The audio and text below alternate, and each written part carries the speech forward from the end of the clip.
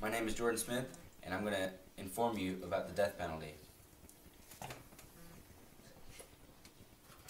I'm going to be talking about lethal injection, electrocution, gas chamber hanging, and firing squad. The first one is lethal injection. This one consists of 3 injections, and they have to be given manually because machines can screw up. In 1940, it was used in Germany. It was,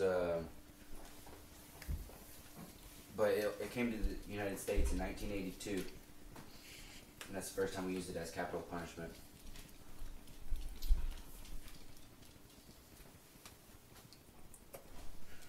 What's the actual injection? The next one is electric chair. It was brought about in 1980, and it was used in, or 1890, I'm sorry, and it was used until 1980, and it was very, very common up until then. Now it's kind of died off. In order to use the electrocution, or the electric chair, the person had to be shaved, strapped, and fitted with electrodes. One electrode went on top of the head, one went to the leg, so it created a direct current, and it consisted of 2,000 volts, and the internal body temperature reached up to 140 degrees. The next one is the gas chamber. The gas chamber was invented in 1924. It was used for about 50 years. The last execution for gas chamber was in 1999. The gas chamber used the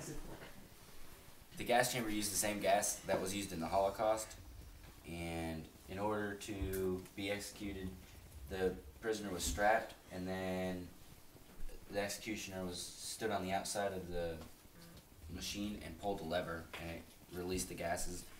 And the downfall to this one was the death was very slow. It took up to 15 minutes, and the prisoners inside would usually end up slamming their heads or screaming or something like that. And the next one is hanging. It's still allowed for option in New Hampshire and Washington. The most recent one was in 1996. A trap door was under the prisoner, and whenever that trap door opened, the prisoner fell.